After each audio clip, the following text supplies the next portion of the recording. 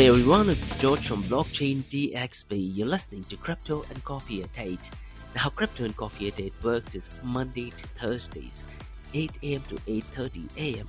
We cover top news and information related to Bitcoin, blockchain, beyond blockchain, and cryptocurrencies. We also follow two news and information related to Dubai, UAE, and Middle East in the world of Bitcoin, blockchain, beyond blockchain, and cryptocurrencies. Now this is followed by an Ask Me Anything series, where you listeners can ask any questions about Bitcoin, blockchain, beyond blockchain, and cryptocurrencies. So let's kick this thing off.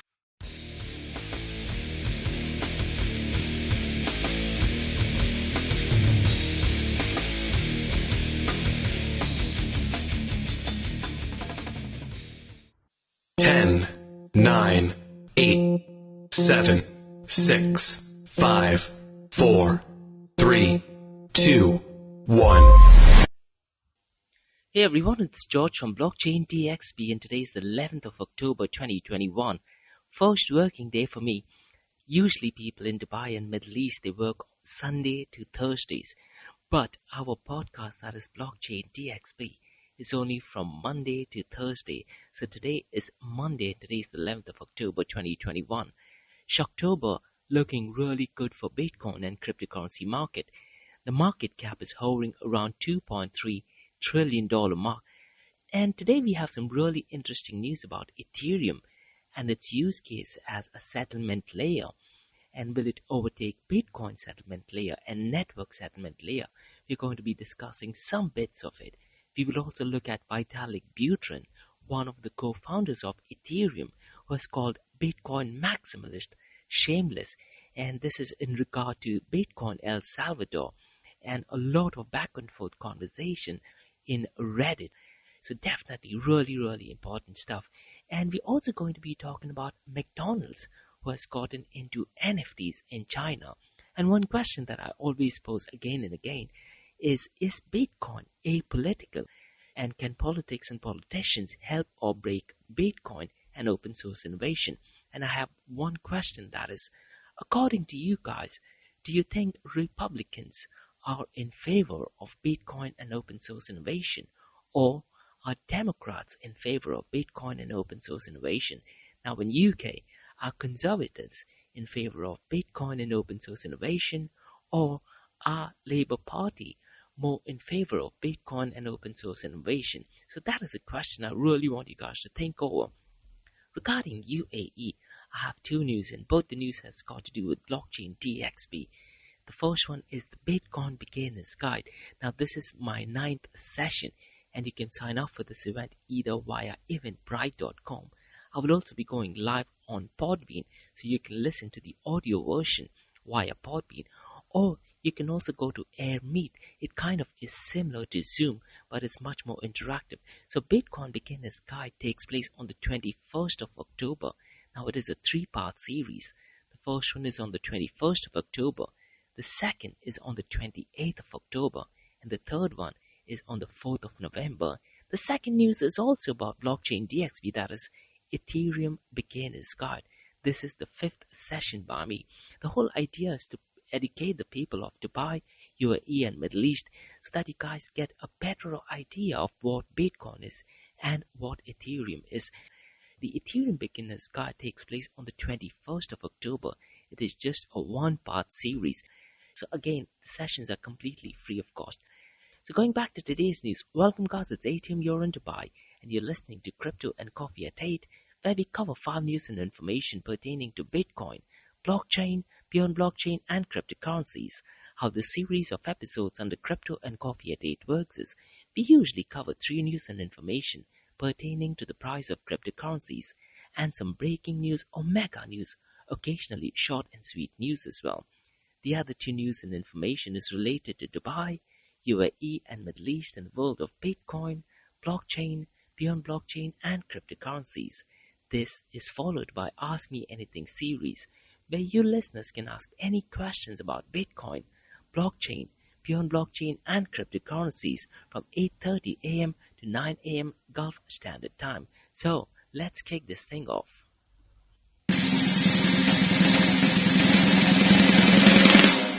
Hey everyone, today's 11th of October 2021. Now the price I've taken it is from 4 a.m. in the morning, 11th of October, Gulf Standard Time.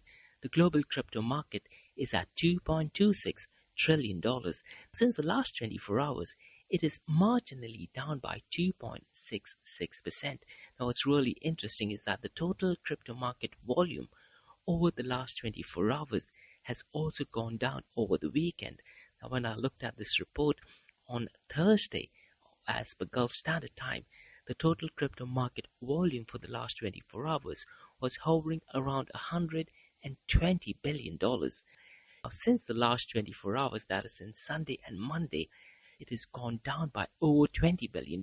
But if you precisely look at the data for the last 24 hours, it is marginally up by 3.26%. Another thing which is really surprising is that the total volume of DeFi has also gone down. On Thursday, the total volume of DeFi, that is the last 24 hours, was at $17.89 billion.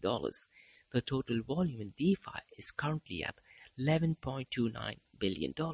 So most likely it is that during the weekend, that is on Saturdays and Sundays, people just want to relax and they don't want to go out and trade cryptocurrencies.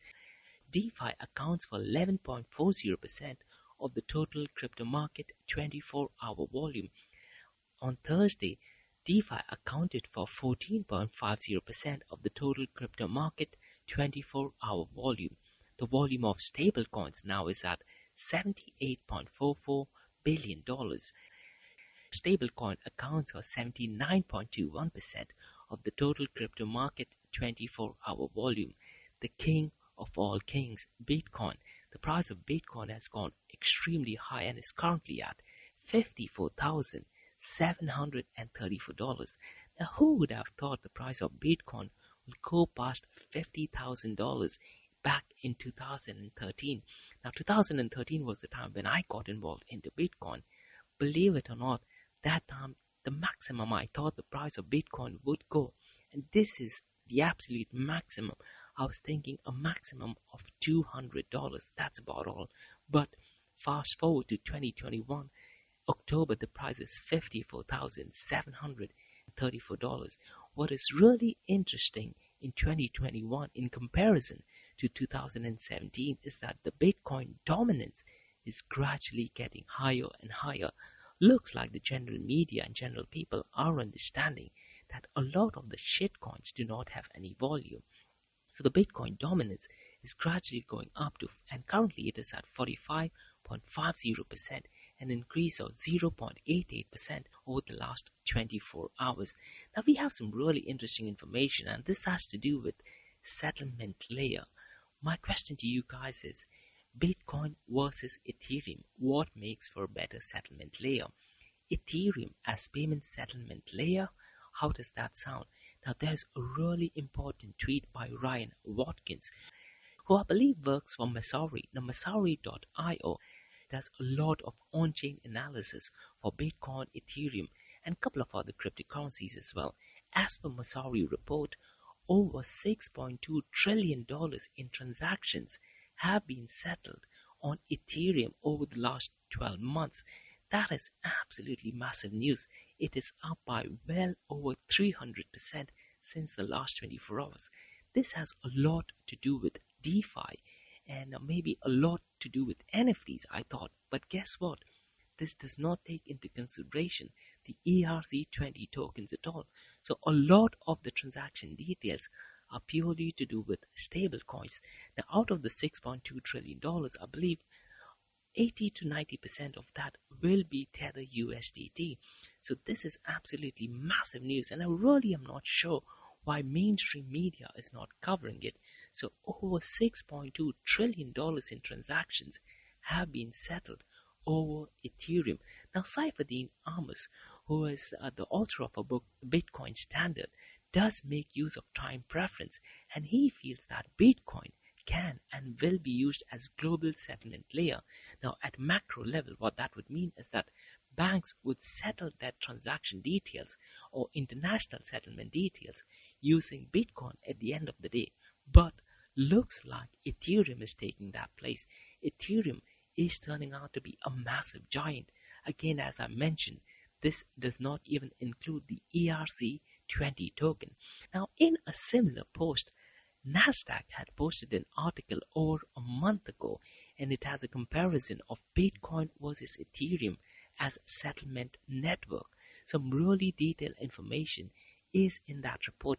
You can find that report on my LinkedIn profile as well. It has some real detailed comparison on daily fees between Bitcoin and Ethereum, transfer volumes between Bitcoin and Ethereum. Looks like Ethereum is playing big and becoming a giant in comparison to Bitcoin. Meanwhile, in September, Standard Chartered Bank, they have a department called as Crypto Assets, and they published a report called as Global Research. Now, as per that research, it states that they structurally value Ethereum between $26,000 to $35,000. Personally, I do feel that that is a little bit too far-fetched. I do think that ETH or Ethereum will overtake Bitcoin, but that will happen only in terms of market cap. In terms of price, I definitely don't think so. That could happen. And the reason is pretty simple. There are other competitors to Ethereum such as EOS, Cardano, Algorand, and Solana. Solana has already taken a huge chunk of Ethereum smart contract, NFTs, and DeFi. And with the Cardano's upcoming upgrades such as Hydra, it is possible that a lot of the projects will be moving on to Cardano, Algorand, or maybe even Solana. Moving on to next news, Alexander Hofner, the CEO of BitMEX, feels at least 5 other countries are going to be joining in making Bitcoin as legal tender. Now, according to him, all of these 5 nations will be from developing nations. Bitcoin Magazine has published a fantastic article on what Alexander Hofner has said. So go to newsbtc.com. Again, you can go to my LinkedIn profile. You would get all the relevant links and articles. Bitcoin Magazine has taken the details from World Bank. Now, World Bank has taken the detail from a website called as Nomad, which is spelled as K for kite, N for November, O for orange, M for mother, A for alpha, and D for delta. Now, according to them, remittance flows to low and middle income countries reached $540 billion in 2029. And to be honest, Bitcoin solves a lot or most of these problems. Bitcoin solves the problems in terms of fees and in terms of time. It makes life so much more easier. With Lightning Network, the transfer of details could literally be instant at pretty much zero to literally cents in fees. So Bitcoin Lightning Network would be the ideal use case for these developing nations. It'd be really interesting to see how the IMF reacts to this particular news. Now, Bitcoin does solve a lot of problems. However, Vitalik Buterin was a little bit skeptical on the whole El Salvador's approach, and I partly have to agree with him. So what happened was that there was a Redditor who posted some negative things about El Salvador's Bitcoin approach, and he did not say that it is a positive thing, and Vitalik Buterin also agreed to it, and he replied to that post. Now, I do understand on what Vitalik Buterin is saying, because according to him, the approach is contrary to the ideals of crypto. You cannot force Bitcoin onto your nationals. That is more of an autocratic approach, and looks like what El Salvador has done and President Nayib Bukele has done is that he has pushed Bitcoin onto its citizens without taking their consent. Now, can an autocratic leader force Bitcoin and make it compulsory to use? The answer to that is yes. An autocratic leader and politicians can actually force the adoption of Bitcoin. Is that a good thing? I personally don't think so, and Vitalik Buterin has also said it's contrary to the ideals of crypto, and I'm pretty much sure a lot of them agree to that. One interesting point which Andreas Antonopoulos always says is that what happens in the near future if there is a fork of Bitcoin, which Bitcoin is a legal tender. So he has always questioned that in his podcast called is Speaking of Bitcoin. Now remember guys, Bitcoin was created as a movement towards separation of money and the state.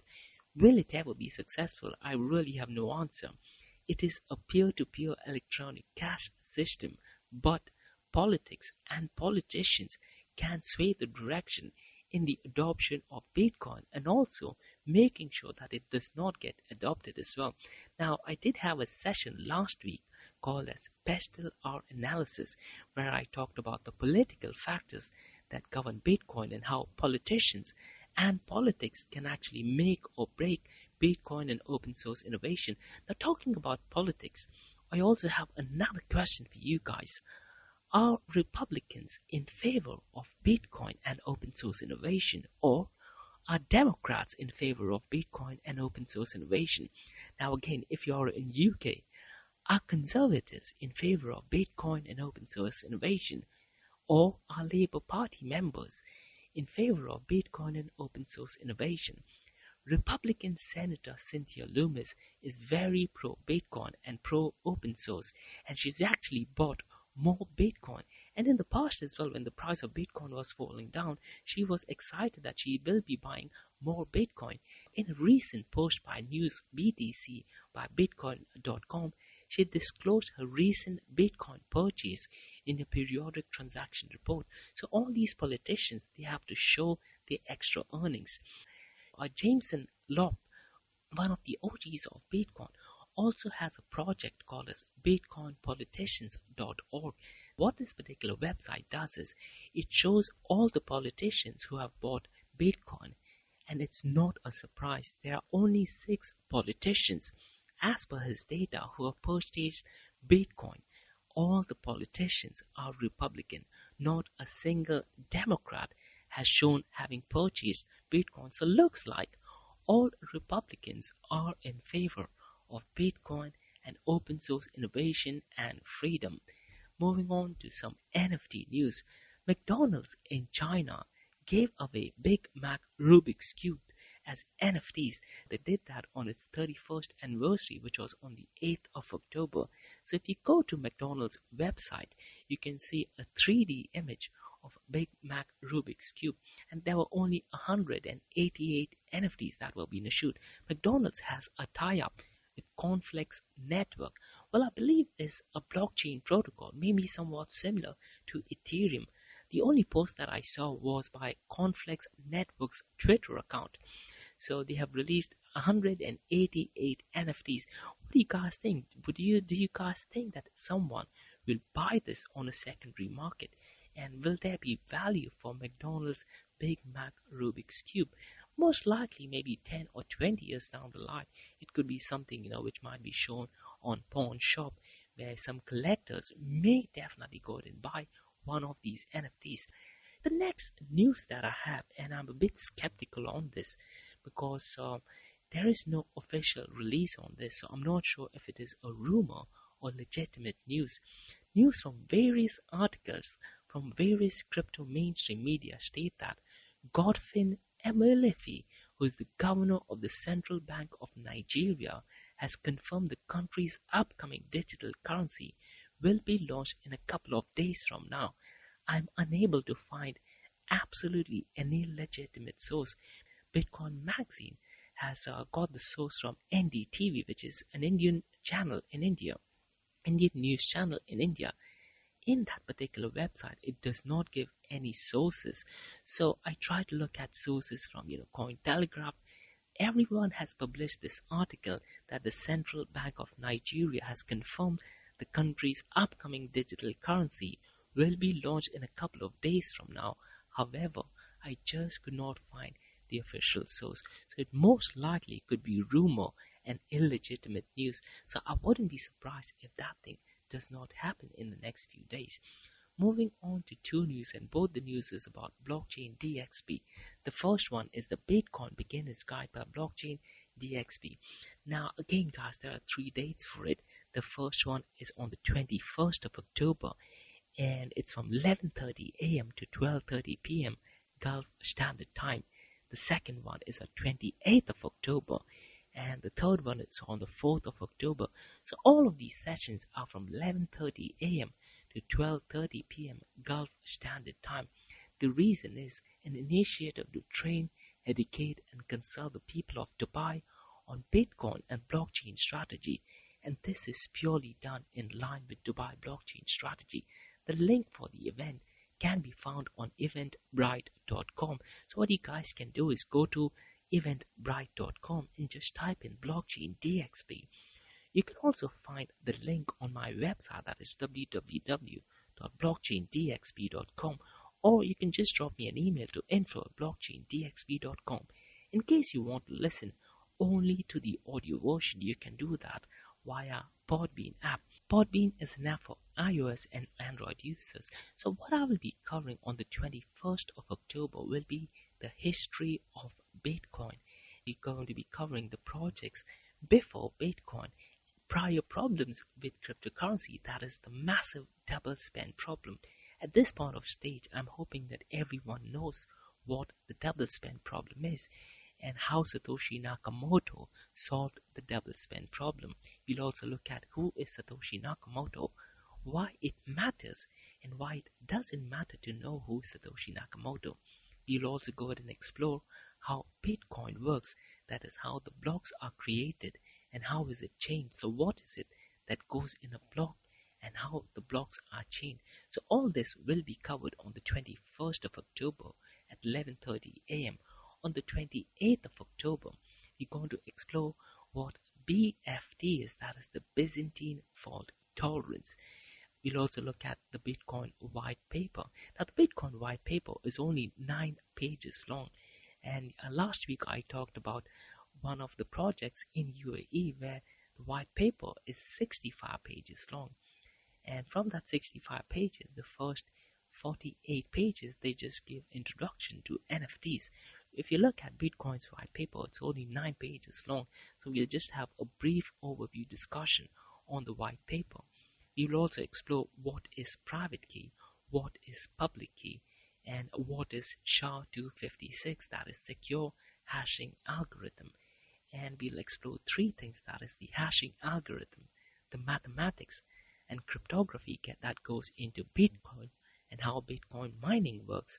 The halving of Bitcoin and the mining difficulty target will also be explained. So in case if you want to get a better idea of how mining works, you can even attend the standalone episode on the 28th of October.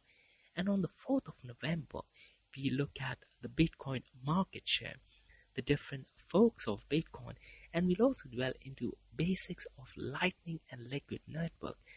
What I keep saying is, since October, the new narrative building in the cryptocurrency space is Lightning Network, not blockchain.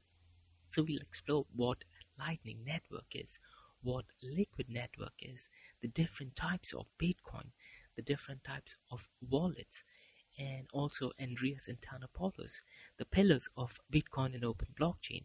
And we'll do a comparison of open blockchain versus private blockchain, and how you can actually buy or sell or even hodl, that is hold on to dear life, Bitcoin. And we'll explore some of the current and future state of Bitcoin. The next news is about Ethereum Beginner's Guide. Again, this is done in line with Dubai blockchain strategy, an initiative to train, educate, and consult the people on blockchain technology. Now, the Ethereum Beginner's Guide is a standalone episode on the 4th of November and will take place from 2 p.m. to 3:30 p.m. Gulf Standard Time. So both the events are on a Thursday. So what I'm going to be doing is on the 4th of November, we're going to explore what is Ethereum. We would look at the history of Ethereum and projects before Ethereum, the differences between Bitcoin and Ethereum. And we'll also pose this question: if Ethereum could actually overtake Bitcoin. We will discuss the challenges faced by Ethereum and the London hard fork, which happened, I believe, on the 5th of August. And can Ethereum flip Bitcoin in terms of price and in terms of coin market cap? In case you want to get involved in Ethereum, what is it that you need to do? In case you want to build on Ethereum, what are the sources that are needed to build on Ethereum? We will also discuss the competitors of Ethereum. There's a lot of news going on about Solana. There are also upcoming protocols such as Algorand. Even EOS at one point of time used to be the Ethereum killer. So we're going to be discussing all those in detail We will also look at the current and the future state of Ethereum. So these sessions are at a completely beginner level, ideally suited with someone with little or absolutely no experience, a basic and beginner level understanding. No prior knowledge or technical expertise is needed. Sessions are completely free of cost, but I will not be giving absolutely any investment advice.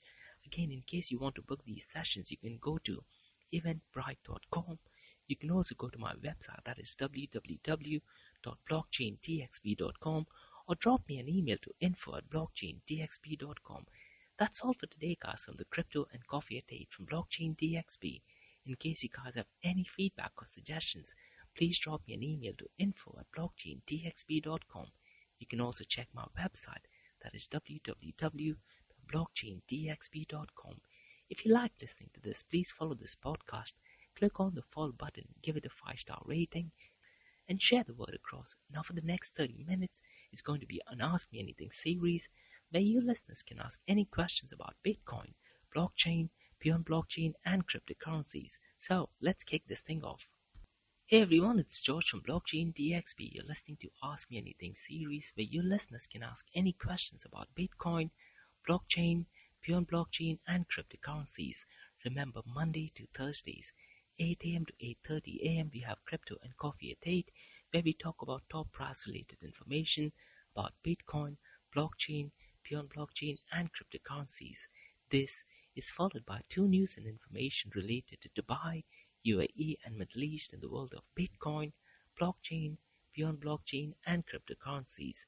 This is followed by Ask Me Anything series, where you listeners can ask any questions about Bitcoin, blockchain, beyond blockchain, and cryptocurrencies. I have a first question by Sean.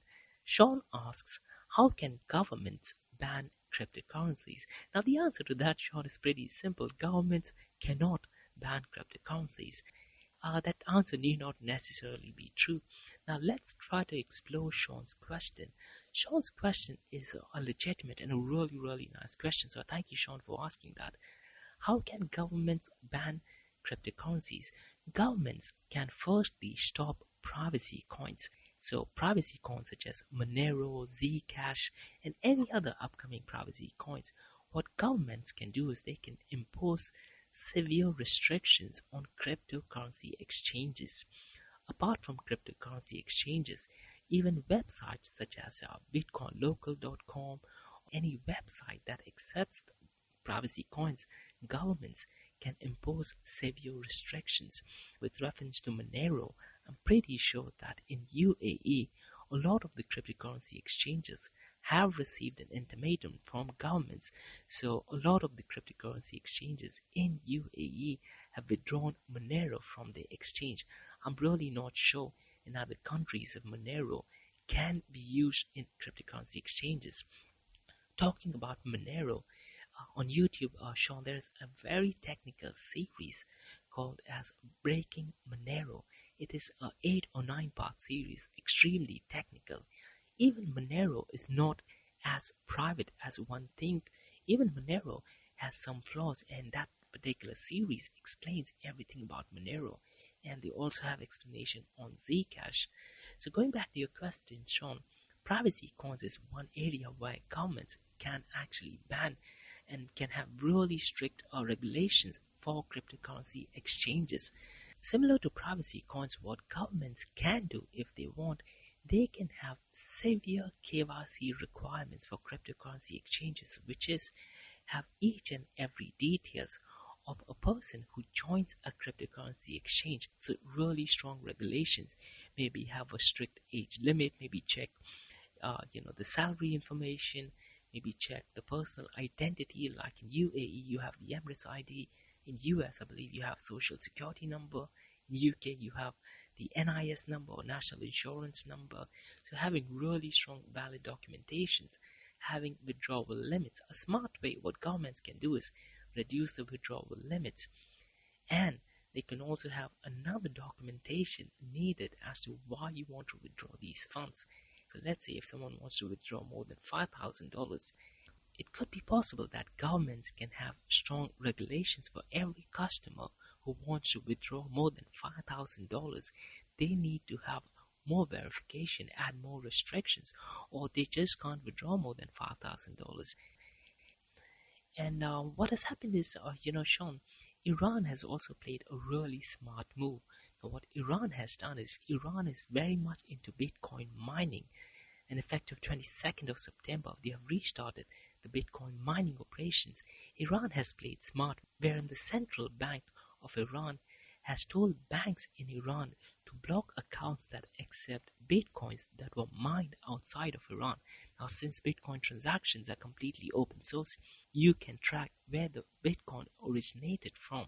So what Iran has done, any Bitcoin that is mined outside of Iran can lead for your bank account to be blocked. So that is one way how banks can, impose severe restrictions. Can they completely ban cryptocurrencies? Definitely not. And Bitcoin also is not as fungible as we may think. Monero, to a certain extent, is extremely fungible, but cash may be the most fungible form of currencies. So let's wait and see, Sean, if how the government reacts. Once central bank digital currency kicks in, I don't think so there will be many use cases for privacy coins, but we'll just have to wait and see. I have another question by Nate, who has asked, would you have any sessions on Cardano?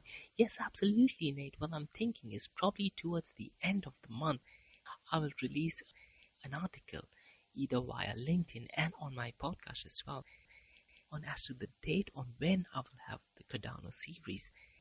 The Cardano series once again will be a beginner level session on Cardano. I'll try to follow the same path of Bitcoin and Ethereum, so it becomes easier for someone attending Bitcoin and Ethereum to compare it in terms of what Cardano is. What I usually do is going to start off with the history of Cardano, how Cardano evolved. I'll also talk about the smart contracts of Cardano, because Cardano uses a different programming language. So yes, Nate, I'll go ahead and explain how Haskell programming language works. Cardano also had a summit a few weeks ago, so we'll discuss some information about the Cardano summit and the current and future state of Cardano. So definitely great question, Nate. Most likely towards the end of the month is when I'll publish an article and also mention via eventbrite.com. So there will definitely be sessions not only on Cardano. I'm thinking of having one on Chainlink as well, and probably on NFTs and DeFi as well. So everything is definitely going to be free of cost. I have another session by Laura, who asked, do you think Bitcoin will overtake gold? Now, to be completely honest, Laura, I am not a gold expert, so I cannot tell you that Bitcoin will definitely overtake gold, because gold has been around for more than 5,000 years. And Bitcoin is just little over a decade. So I'm not sure if Bitcoin will overtake gold, but there are some really strong indications for it. What I would recommend you to do is, Laura, Peter Schiff. He's a massive gold guy. He has a fantastic podcast where he talks about gold and particularly bashes Bitcoin. I always enjoy listening to Peter Schiff because he puts up some really good points. And it's always good to learn and understand his point of view, and we can learn a lot of things. Definitely listen to Peter Schiff's podcast. He loves gold, at the same time he hates or thrashes Bitcoin. He explains why gold is a much better form of value than Bitcoin, and will always be. One of the arguments that he says that it's been in existence for over 5,000 years. A point which he says often is that in case of there is a war or a natural calamity, gold can literally be melted and it can be used for different purposes. You can't do that for Bitcoin. According to him, Bitcoin is the next tulip bubble. That being said, last week I talked about Palya Chamapati, who has said that according to him, Bitcoin has already overtaken gold. So a lot of the multi-billionaires are definitely in the narrative that Bitcoin has already taken gold. Are they saying it so that mainstream media picks up the news and they buy more Bitcoin? Because by doing that, the price of Bitcoin goes even higher, and these multi-millionaires who already have gold, they become even richer. So that could also be one of the ploy that they could be using. Dr. Nouriel Rubini, who's another detractor of Bitcoin, often thrashes Bitcoin, and he's really harsh on Bitcoin and blockchain and cryptocurrencies.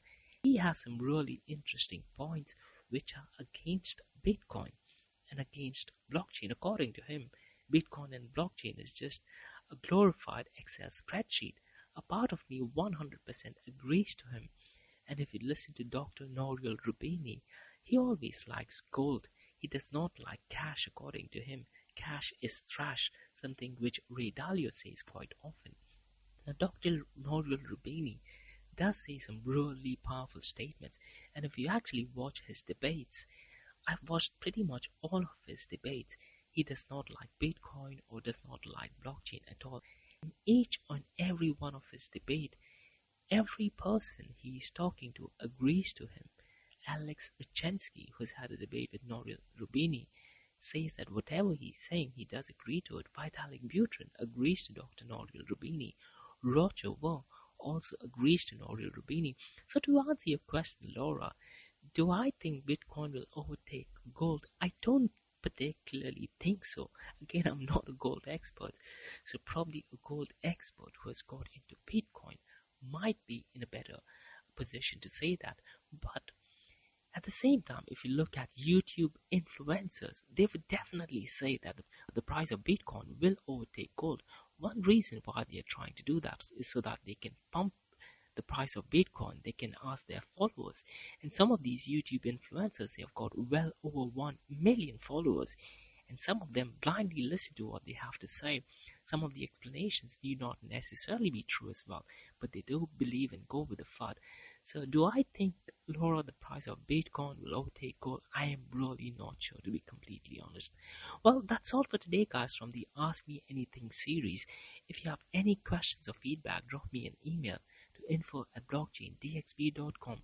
Remember, Monday to Thursdays, 8 a.m. to 8:30 a.m. we have Crypto and Coffee at 8, where we cover top news and information pertaining to Bitcoin, blockchain, beyond blockchain, and cryptocurrencies. This is followed by 2 news and information related to Dubai, UAE, and Middle East in the world of Bitcoin, blockchain, beyond blockchain, and cryptocurrencies.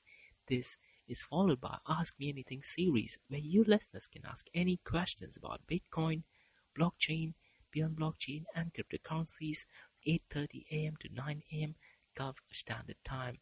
That's all for today, guys. In case you guys have any feedback or suggestions, please drop me an email to info@blockchaindxb.com. You can also check my website, that is www.blockchaindxb.com. Again, if you like listening to this, please follow this podcast, click on the follow button, give it a 5-star rating, and share the word across. Thank you so much, guys, and have a great day ahead. Bye-bye.